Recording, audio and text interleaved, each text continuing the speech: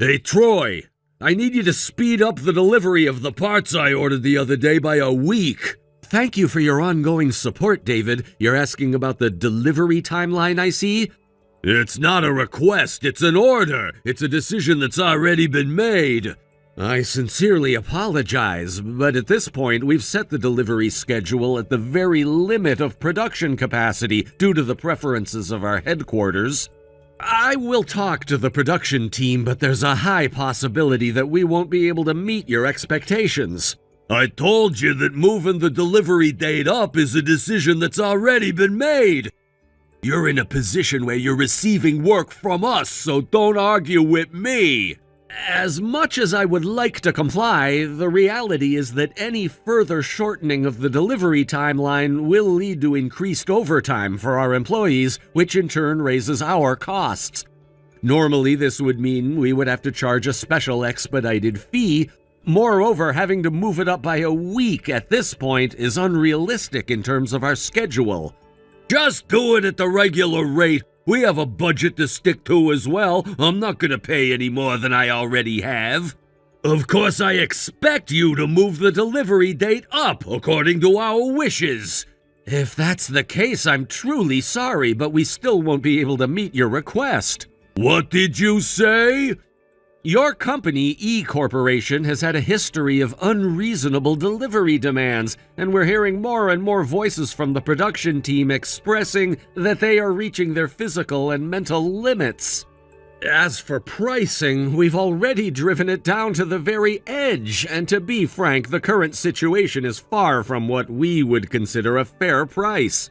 Isn't it your responsibility as a subcontractor to manage that? Everything has its limits. Our president has advised me that if we're asked for anything more unreasonable, I'm free to decline outright, so please take my response as aligned with our company's policy. You think a fourth-rate company like yours can talk back to me? Fourth-rate? This is the consequence of defying me, the sales manager of the industry's #1 company. What will you do about the order you've placed with us at this point? Cancel it. We'll consider the contract finished with last month's order. I see. If that's the case, I'll proceed as you stated. Please send me a formal notice of contract termination via certified mail later. What a hassle. It would be problematic for both of us to get into a dispute later about what was or wasn't said. From a business perspective, it's strange to terminate a contract based solely on a message, so I'd appreciate your cooperation in this matter. Fine, I get it. As the sales manager of the leading company in our industry, I can't help but feel a bit aggrieved. I have a responsibility to uphold standards both for my team and the clients we serve.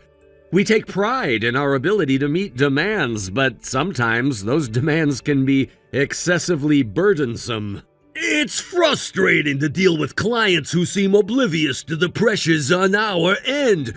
Troy, while I understand you're trying to do your job, this is simply unacceptable. You cannot expect us to operate under these constraints without any consideration for our well-being. I know it's a tough situation, but my hands are tied. I have to stick to our internal guidelines and the limits that have been set. We can't sacrifice our employees' health for a hasty timeline. If we push them too hard, we risk quality and output. This isn't just about you, David. It affects us as well. If I don't meet my clients' demands, I risk losing my job. It's a competitive environment, and every decision counts. I have quotas to meet, and I can't afford to let anyone down. I get that, but what you need to understand is that I have a duty to my team as well. They work hard, and they deserve to be respected. Pressuring them beyond their limits only leads to burnout and dissatisfaction. We can't have that if we want to maintain a healthy work environment. Sure, but you have to look at the bigger picture. The business relies on us to meet deadlines, and if we don't, there are consequences. I don't want to be the one to break the bad news to my superiors. I can appreciate your position, but it's a two-way street. We need to come to a compromise that respects both parties involved. And what about discussing a middle ground where we can still meet your needs without compromising our integrity? A middle ground, huh? What do you suggest?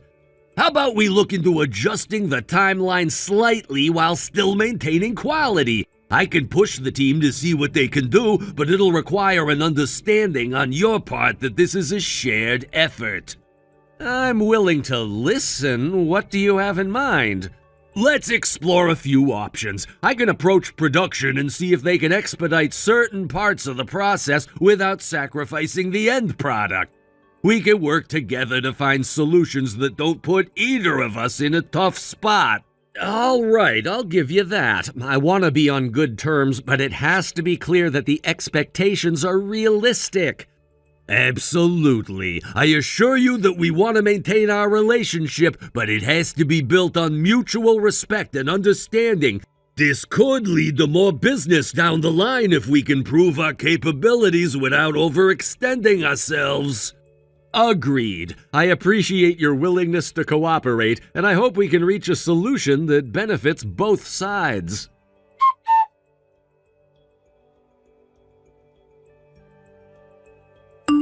Hello, Sam. I hope you're doing well. I understand that you're currently on the bus, so I apologize for reaching out via message at this time. Thank you for your message, Troy. I appreciate your consideration. I'm writing to inform you that the prototype of the new part you requested has been completed, and I'd like to ask for your confirmation on it. Wow, it's already done? That was impressively quick. You finished it a week earlier than scheduled. Thank you very much. I believe a significant factor in this speedy completion is that the part you requested follows standard specifications. Fortunately, we had a similar case on file that we could refer to, which helped us streamline the process and create the prototype efficiently. Are you perhaps referring to the situation with E Corporation? Oh, I'm sorry. I didn't mean to bring that up abruptly. No worries. I understand that this is a more casual topic. Maybe we can discuss it more during your lunch break when you have some private time to chat. Yes, that sounds good. Regarding the prototype, I'll consult with my supervisor and then get back to you with a date for when I can visit your office to discuss everything in detail. Understood. I look forward to hearing from you. For now, I'll let you go. Thank you for your attention to this matter, and I appreciate your help. Thank you. I appreciate your understanding. Talk to you soon.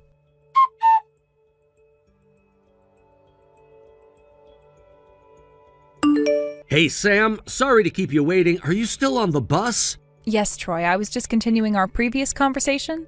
Oh, right. You were about to mention something regarding E Corporation, right? Yes, that's what I wanted to discuss.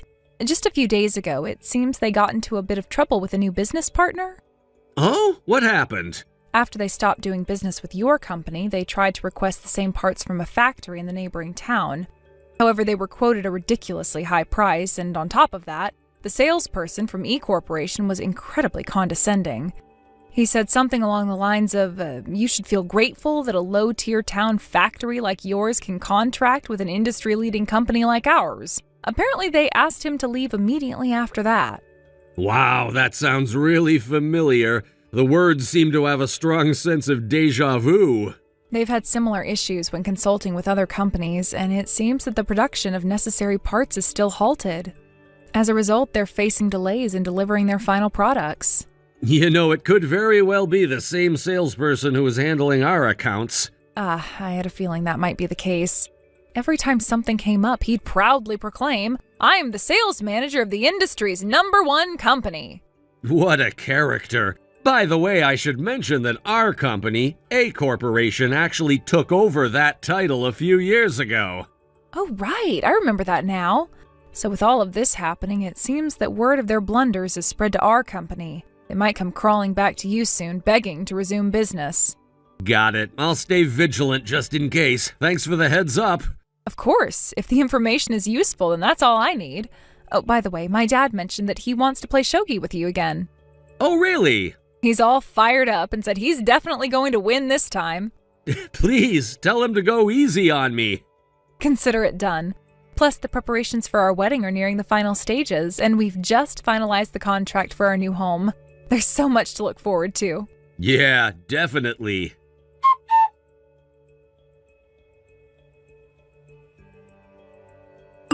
Hey, Troy! Long time no see, David. I need to discuss some changes to our transaction details. It's a holiday today, you know. Just listen! The parts scheduled for delivery were supposed to be just the ones from the contract we had 2 months ago, but I've decided that we're going to continue our business relationship after all. As I recall, you placed an order for 1 month's worth of parts at the time the contract was terminated, so I want those delivered based on that order. However, the president has ordered that this already ordered batch of parts must be delivered now. As a special consideration, I'm gonna give you a slightly adjusted price just for this month. What is it? I'm in a hurry. We've terminated our business relationship with E Corporation, so unless we sign a new contract and place a new order, we can't accommodate your delivery request. Hey, I told you, it's a presidential order. The president you're referring to is not our company's president. This is an order from the #1 company in the industry, allowing you low-tier companies to resume transactions with us. What choice do you have to refuse? We only have the option to refuse, actually. What did you say? Hey, Troy, are you seriously saying that? You know that if we stop doing business with you, your sales will plummet, right? Do you understand that this could lead to a critical situation for your company, potentially even bankruptcy? That's not a problem at all. In fact, we began our business relationship with A Corporation, the real #1 in the industry, 2 years ago. Huh? A Corporation? That's our rival company. That's right. We're working with that rival at 5 times the price, so restarting our contract with you at the previous price is, frankly, impossible due to our commitments with other clients. Wait, 5 times? Isn't that just outrageous? I can only share what I can, but the costs for the new parts we're getting from A Corporation are almost the same as the ones we use to supply to you. And yet you say it's 5 times? Let me clarify. In general terms, this 5 times is actually the fair market price. Could it be that you're not getting any takers anywhere else because... Yes, indeed. I want to make this clear. The issue has been your unreasonable pricing strategy, and I think you need to acknowledge that. Also, I believe your arrogant attitude has been a significant problem. That's just not right! Given that I've made promises to the president, I need to have our transactions resume at the original price. Otherwise, I'll be in a tight spot. That's impossible. Come on, can't you make this work somehow? Impossible. Please, I'm begging you, work with me here. Impossible. Troy, come on, we have a history, don't we? I don't know what kind of history you think we have, but it's impossible. Troy! It's impossible. I'm preparing to go out for a late movie with my fiancé, so I'll take my leave now. Huh? Your fiancé? Yes, it's someone from one of our client companies. During our work together, we developed a romantic relationship. You're not trying to brag about that, are you? Right now, your priority should be me, not your fiancé. Of course, my fiancé takes precedence. What? Well, then, I must take my leave. Troy!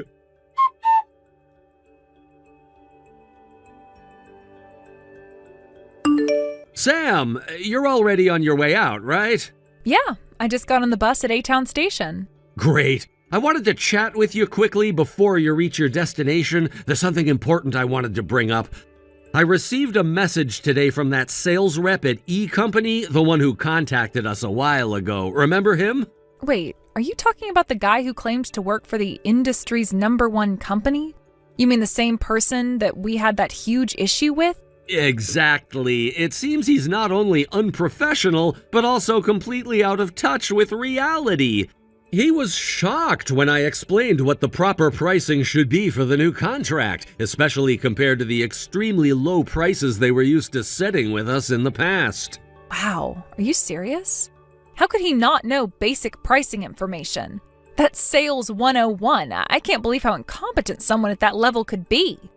Yeah, it's kind of unbelievable. He seemed completely unprepared to handle actual business negotiations, almost like he was expecting us to simply accept the same deal we used to have. Didn't we already explain to them that those ridiculous prices were no longer sustainable? It wasn't just a suggestion. We made it clear that we couldn't continue like that. We did, and that's what makes it even stranger. It's like he thought we were bluffing or something. He seemed genuinely surprised when we stuck to our terms and didn't budge on the pricing. And now it looks like they're scrambling to find other suppliers because nobody wants to deal with them under those conditions. Well, I guess it's not entirely surprising. If they've been lowballing every supplier like they did with us, it's only a matter of time before they run into trouble. What did he say exactly? Was he trying to get us to agree to the same terms again? Pretty much. He tried to play the same card, saying they were still number one in the industry and that we should be grateful for the opportunity to work with them. It was pretty laughable, honestly. You've got to be kidding me. Do they really think anyone still buys that line? Even if they were the top company, which I don't believe they are anymore, that doesn't give them the right to dictate unfair prices to everyone they deal with. Exactly. And here's the kicker. He didn't just stop at asking for the same deal. He tried to sweeten the pot by offering to continue our partnership if we met their deadline on the current order. Like we're supposed to be so grateful for their business that we'd just jump at the chance to keep working with them. Wow, so they really don't get it. They're acting like they're doing us a favor by continuing the deal, even though it's not profitable for us in the first place. It's no wonder they're having such a hard time finding suppliers to work with them. Yeah, exactly. That's what's happening. It's funny because one of the former employees at E Company who transferred over to A Company told me that this kind of arrogant attitude isn't new. Apparently, it started because of personal ties between the previous presidents of both companies. They used those connections to get away with this kind of thing for years, but now it's all catching up with them. That actually makes a lot of sense. They were probably relying on these personal relationships to keep the deals going, even though the business side of things wasn't sustainable. But you can only push people so far before they start looking for better options. Exactly. And honestly, I think the new leadership over there is trying to clean up the mess. Maybe that's why they're so desperate to keep the old deals going, even though it's obvious that they can't operate that way anymore. Yeah, it sounds like they're in panic mode. But still, they should know that we're not going to fall for those tactics again. For sure. That's why we're sticking to our terms and letting them know that we can't continue the partnership under those conditions. I think they were expecting us to cave, but when they realized we wouldn't, they got desperate. Well, good for you for holding firm. I know it's tough sometimes, but you have to do what's right for the company, not just for short-term gain. If they want to keep working with us, they need to meet us halfway, not just dictate terms like they have in the past. Exactly. And I think this situation is going to be a wake-up call for them. They can't keep treating suppliers like this and expect everyone to just go along with it. Eventually, they'll have to adjust or they'll lose out entirely. Yeah, no doubt. It'll be interesting to see how they respond when they realize they can't find anyone else willing to work with them under those conditions. Hopefully, they'll learn from this and start treating their partners with the respect they deserve. I hope so too. Anyway, thanks for letting me vent about this. It's been a frustrating situation, but I feel better now that we're sticking to our guns. No problem at all. I'm glad we talked about it. It's always good to hear how things are going on your end.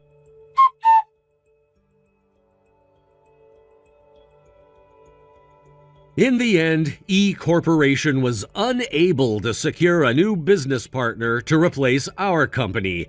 As a result, they faced significant challenges, particularly in delivering their products on time. The inability to meet their obligations meant that deadlines were missed, and the consequences of that failure were severe for the entire company. David, who was the primary contact for this issue, was held responsible for the fallout. Due to this failure, he faced not only a demotion but also a salary reduction. It was a harsh punishment, and he was effectively sidelined from his previous role in what could be described as a triple whammy: demotion, decreased pay, and a transfer to a less desirable position. This was undoubtedly a significant blow to his career and reputation. The president of E Corporation, realizing the gravity of the situation, also stepped forward to apologize. He took responsibility for the company's delay in understanding and addressing the issues that had arisen. As the head of the company, it was his duty to ensure everything ran smoothly, and he acknowledged that they had fallen short in this instance. His public acknowledgement of the failure was meant to reassure both employees and clients that they were aware of the problems and were committed to resolving them. Despite the setbacks, E Corporation is still a reasonably large and well-established company. Thankfully, they managed to avoid a crisis that could have spiraled into bankruptcy. The situation could have been much worse, potentially leading to layoffs and financial ruin for many employees. Fortunately, it appears that no one ended up in dire straits as a result of this particular incident, which was a relief for the employees who relied on their jobs to support their families. However, about a month after the initial incident, new developments emerged. It seems that David, in his new position after being transferred, made some sort of mistake that led to further complications. The details of what happened are somewhat murky, but the end result was clear. He was ultimately let go from the company altogether. This termination not only ended his employment, but also had a lasting impact on his career trajectory. Now, David is in a precarious situation. He appears to be holed up alone in his apartment, unemployed, and likely feeling the weight of his circumstances. The transition from a relatively stable career to this position of uncertainty has undoubtedly taken a toll on him. Given that he's probably behind on rent payments, it's likely just a matter of time before he faces eviction. The combination of his job loss and financial troubles has put him in a difficult position, leaving him to navigate the challenges of unemployment and potential homelessness. Thank you for watching and listening. We hope you enjoyed the video. Don't forget to like this video and subscribe. Also, feel free to leave a comment about what you thought of the story. We look forward to seeing you at the next story. Thank you for watching. Please subscribe and hit the like button. See you next time.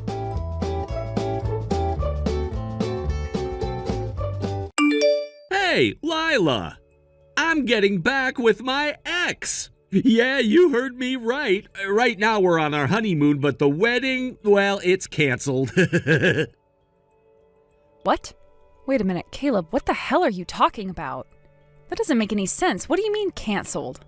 Like I said, I'm getting back with Miley, my childhood friend and ex-girlfriend. Simple as that. No way. Hold on a second. Miley? But Miley's already married, isn't she? She got married a while back, and when that happened, didn't she move into her husband's hometown? You haven't seen her in the last 2 years, right? Also, weren't you just taking a walk on the beach? What does this have to do with anything? Well, about that, you won't believe it, but I saw her right here in Hawaii. Wait, what? What do you mean you saw her? Yeah, no joke. I was just taking a casual walk on the beach, enjoying the scenery, and then bam, there she was. I couldn't believe my eyes, but I just had to call out to her. And guess what? She smiled and told me she's here in Hawaii all by herself. And that's when it hit me. She must have heard about my wedding and realized her true feelings for me. She couldn't bear to let me go, so she followed me here to Hawaii to our honeymoon. She's still in love with me, Lila. Are you hearing yourself right now? How do you even come to that conclusion? Because think about it, this is Hawaii. What are the chances of running into your childhood sweetheart outside of our state on the other side of the world?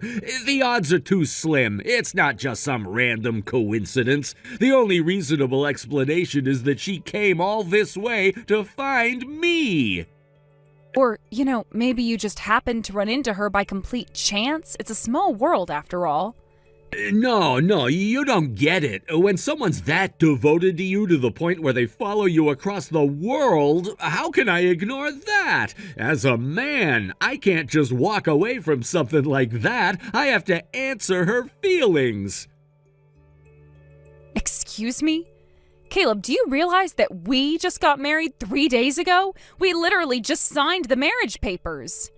Look, I get it, but listen, this whole thing, it's gonna be tough for both of us, but at the end of the day, we'll both be divorcees. I'm sure you can see why I've gotta go with this, right? It's fate.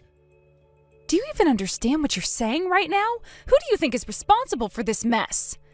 And I need you to really think about this. Are you absolutely sure that Miley came all the way to Hawaii for you and not just because she wanted a vacation? Come on, Lila, there's no way she just happened to be here. She's in Hawaii alone by herself in a foreign country. It's pretty obvious she's here because she couldn't stay away from me. She came here for me, no question about it. And Miley told you this? She flat out said that she came to Hawaii for you? No, but I don't need her to say it. When I saw her, the way she smiled when I said hello, it told me everything I needed to know. It was like her heart was reaching out to mine, and I could feel it. I could see right into her soul. You have to understand, Lila, this is Miley we're talking about. She's my childhood friend. We used to be lovers. We've got this deep, unspoken bond that you just wouldn't get. It's a connection that goes beyond words. Wow. Okay, well, I definitely don't get it, not at all. But honestly, Caleb, you need to calm down and really think this through. Look, until Miley actually tells you in her own words that she came all the way to Hawaii because of her feelings for you, isn't it possible that you're just misinterpreting the situation? I mean, this could just be one big misunderstanding on your part, right? It'd be a lot better if you didn't do anything reckless right now. Just take a moment and think before acting. Lila, you don't get it. With Miley and me, we don't even need words. That's how strong our bond is. Okay, fine, but at the very least, can you not forget that right now both you and Miley are currently married? You're both still legally married to other people. You can't just ignore that fact, Caleb. Look, Lila, I know this sounds crazy to you, but I've already made up my mind. I can't just pretend like I didn't see her, like I didn't feel that connection all over again. It's like fate brought us back together, here in Hawaii of all places. What are the odds, right? I can't walk away from something like that. I need to at least see where this goes with Miley. Caleb, you're delusional. You think this is some kind of fairy tale, but it's not. This is real life, and in real life, people just don't upend their entire lives over one chance encounter. If you walk away from our marriage for some fantasy that exists only in your head, I promise you, you are going to regret it. You're throwing away everything for a maybe. I get that you're mad, Lila, I do, but I know what I felt when I saw Miley again. It was like time hadn't passed at all, like we were right back to where we were all those years ago. I can't just ignore that. You have to understand this is bigger than both of us. No, Caleb, you're just scared. Scared of the commitment you made. Scared of what it means to be with someone for the rest of your life. And instead of facing that fear, you're running away, back to some fantasy of your past. But life doesn't work that way.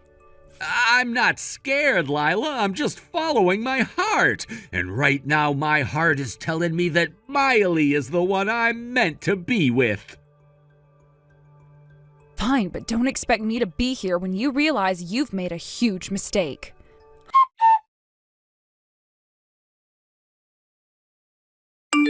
Hey, Lila, you should head back to Iowa. I mean it, just leave. Huh?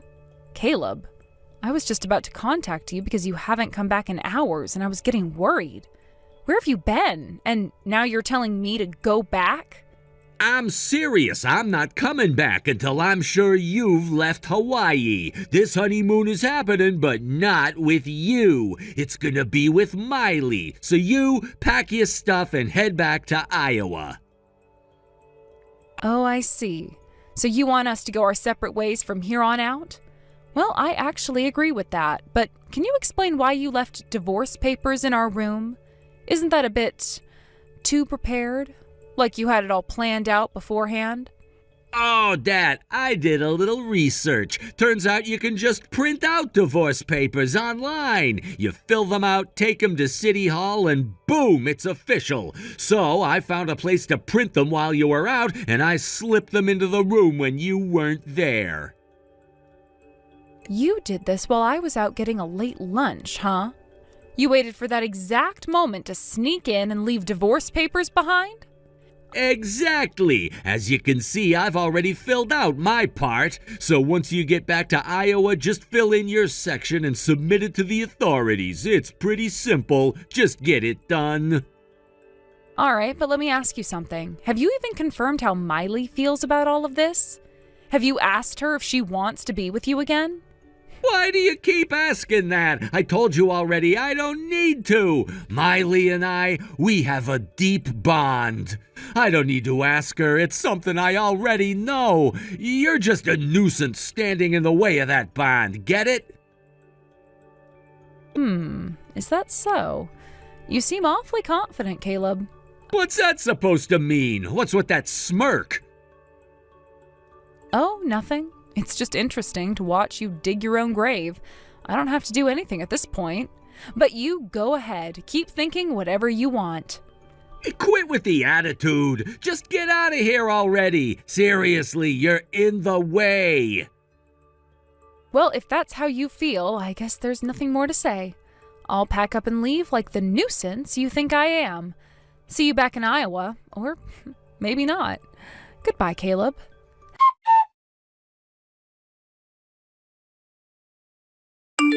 Miley, sorry to keep you waiting. Huh? Caleb? What are you doing here? I've finally done it. I talked to my wife and we've agreed to divorce. Wait, hold on, Caleb. Why are you telling me this? And why are you acting like this is something I've been waiting for? It's okay, Miley. You don't have to keep pretending. You don't have to hide your feelings anymore. I understand everything. Your feelings, they hit me hard, deep down. You don't need to act tough with me. What feelings are you even talking about? When you heard about my wedding, when you found out I was getting married, it must have stirred something in you, right? I know it did. You must have realized your true feelings for me. Those feelings you've been holding back for so long. They overwhelmed you, didn't they? You couldn't stop thinking about me, could you? That's why you came all the way here to Hawaii, to my honeymoon destination of all places. I know you came here because of me, because you couldn't ignore your feelings for me anymore. What? It's okay, really. I get it. I understand what you're going through, and I want to respond to those feelings, Miley. I feel the same way. I want to make things right. That's why I talked to my wife, and I'm divorcing her. I feel bad for her, sure, but this is something I have to do for both of us. What are you even talking about, Caleb? It's all for you, Miley. Now that I've decided to divorce my wife, there's nothing standing between us anymore. We don't have to keep our feelings hidden. There are no more obstacles. Finally, we can be together. Miley, where are you right now? I'll come meet you. Let's spend the whole night together, just the two of us. We'll finally be free to love each other over and over. Our hearts and our bodies united at last. Ew! What? What's wrong? That disgusting, delusional mindset of yours is exactly why we broke up in the first place, Caleb. You're seriously grossing me out. Wait, what do you mean? Do you not remember what happened back in high school? You told me we should break up because you thought you could date the popular girl, the one everyone called the Madonna of the school. You thought you had a chance with her, and what happened? You were completely wrong. You made an absolute fool of yourself. And after you realized how badly you screwed up, you came crawling back to me, begging to get back together. But I was already done with you. I couldn't stand you anymore, so I rejected you right then and there. How do you not remember that? But yesterday we saw each other again on the beach. You were smiling. We were both smiling. We were both so happy to see each other, I could tell. Yeah, that was a pity smile, Caleb. I wasn't happy at all. I was just trying to hide my shock and disgust. I was cursing my bad luck for running into you, of all people, on a beach in Hawaii. Seriously, what were the chances? Wait, so then why are you in Hawaii? If it wasn't to see me, why else would you be here? You must have come to find me. It's the only explanation that makes sense. You wanted to see me, didn't you? You couldn't get me out of your head, so you chased after me, right? What are you even saying? No, Caleb, I have been living in Hawaii for a year now. I didn't come here to find you. What? What do you mean? My husband got transferred here for work. He was promoted and sent to the Hawaii branch of his company. So I moved here with him. We've been living here happily ever since. Wait. No, that doesn't make sense. Yesterday when we were talking, you said you were alone in Hawaii. Oh my God, Caleb. You asked me if I was alone at that moment, and I said yes because I was taking a walk by myself. That's it. I didn't mean I was here in Hawaii all alone. I was just out for a stroll. I've got a loving husband waiting for me at home. Wait, so you're not... Yeah, I'm married, Caleb. I thought you knew that. Didn't you hear about it from your parents? I had an arranged marriage, and I am very happy with my husband. We have a great life here in Hawaii, which means I'm not chasing after you or anyone else. This can't be happening.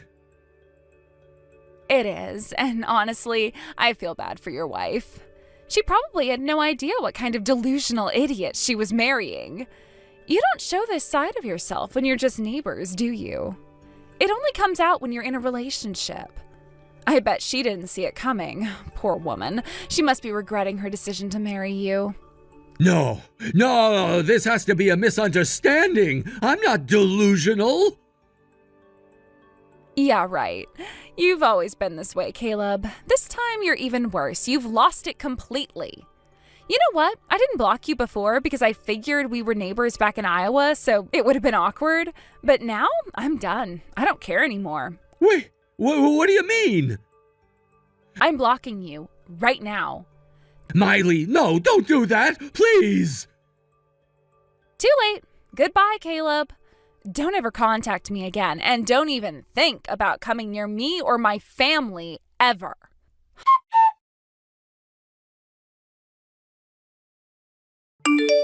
Lila, I've changed my mind. Let's cancel the divorce. Let's continue our honeymoon like before. Huh?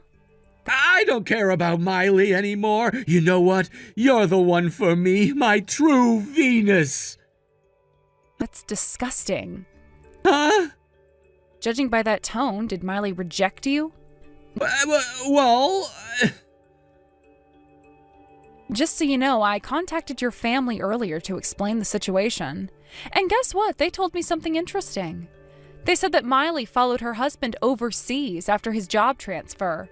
So I asked, could it be that her husband's assignment is in Hawaii? They weren't sure at first, but your parents took the trouble to confirm it with Miley's family.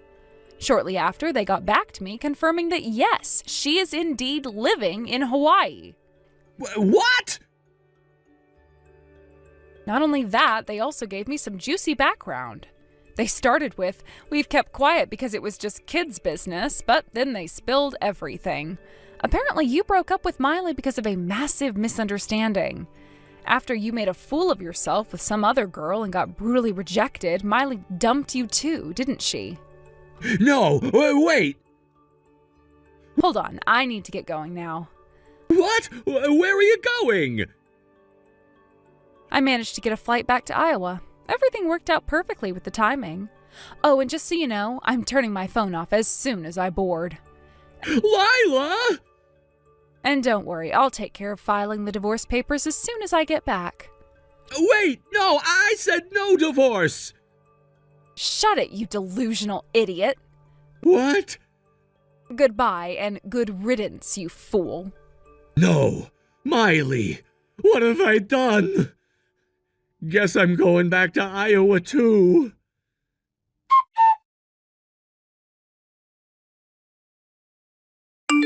Hey, Lila!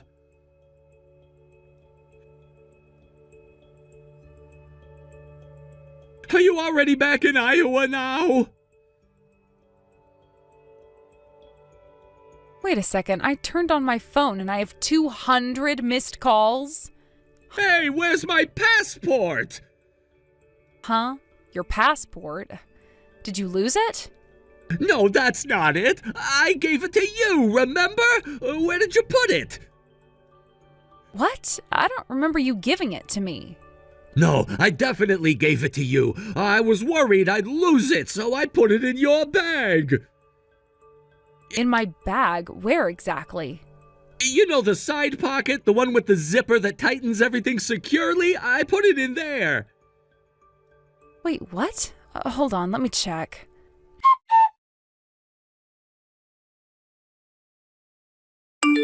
Sure, I definitely had your passport, but you know what? Did you ever tell me you put it there? See? You didn't say anything about putting it in that pocket, did you? I don't remember you mentioning it at all. Wait, I guess I didn't actually tell you. Exactly. Plus, didn't we just talk about how I don't usually use that side pocket of my bag? I thought we had that discussion recently. Did we? Yes, remember? I told you that I had lost something important by putting it there before, so now I avoid using it altogether.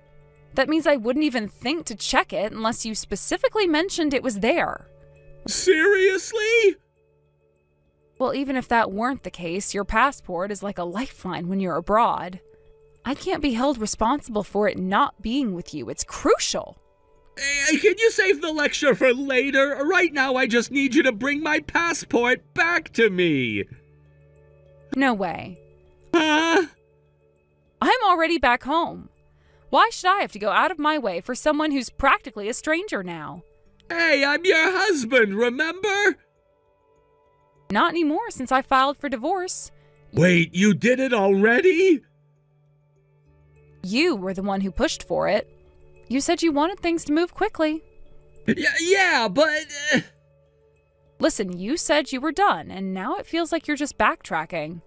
I can't keep having these conversations that go nowhere. You wanted this. Now, go call the police or something and ask them what to do when you've lost your form of ID. You expect me to do it all by myself? What other choice do you have? You have to handle this yourself. Isn't it your fault that I'm in this situation because you took my passport back home with you? No, the reason we're in this mess is because you just put it in my bag without telling me. That's not my fault. Okay, fine.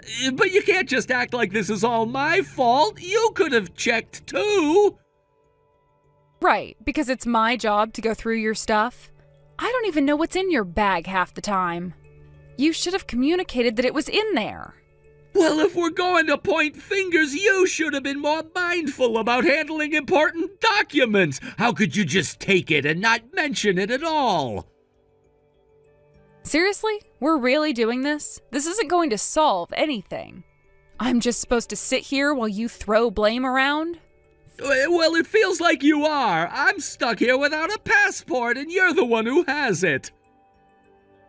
Fine. But let's be real for a second. Even if I brought the passport back, how are we going to resolve this mess? You've already filed for divorce and I'm supposed to be okay with that? Maybe you should have thought about that before you put us in this situation. Now you're scrambling to fix something that might already be too late. Wait, what do you mean by too late? Are you really giving up on us just because of a passport? I'm not giving up over the passport. I'm giving up on you because you asked for this whole mess and are now blaming me for a lot of it because you can't handle all of your delusional behavior. I'm not delusional, though. I thought that Miley was into me, and I thought you already knew about me placing my passport into your bag. Well, when you eventually get back home, just contact my lawyer. Your lawyer? Yes, my father's acquaintance is going to help us with a lot of things. I'll give your parents my lawyer's contact information and they can reach out to them. Wait a second. My misunderstanding about Miley was a mistake. Now that I know, I don't want a divorce.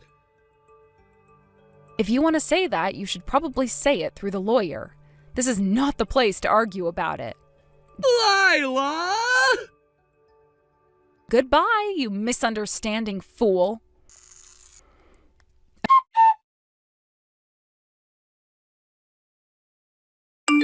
A few days later, Caleb returned home looking completely haggard and defeated.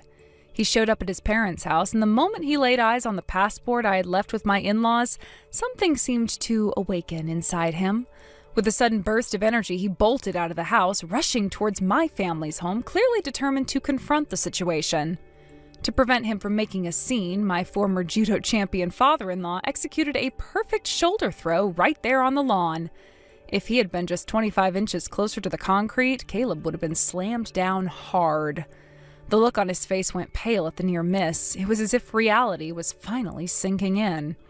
After this little encounter, Caleb calmed down somewhat, and we were able to discuss financial matters without him losing his temper again. I seized the opportunity to demand that he cover the total costs for the wedding and honeymoon expenses that I had shouldered, along with a settlement for emotional distress. Surprisingly, he agreed to pay without much resistance, likely realizing he had no other choice at this point. This marked the conclusion of a marriage that lasted less than a week, all stemming from Caleb's misunderstandings and miscommunications. Word of the situation quickly spread around his workplace, and before long, he ended up taking unauthorized leave. It wasn't long before he was officially fired, and now it seems he has retreated into his parents' home, becoming a reclusive loser. He's apparently been telling everyone, love is scary, women are terrifying. It's ironic, really. His rash actions and failure to communicate effectively led to the abrupt end of our short-lived marriage, but now he's the one living in fear, hiding away from the world.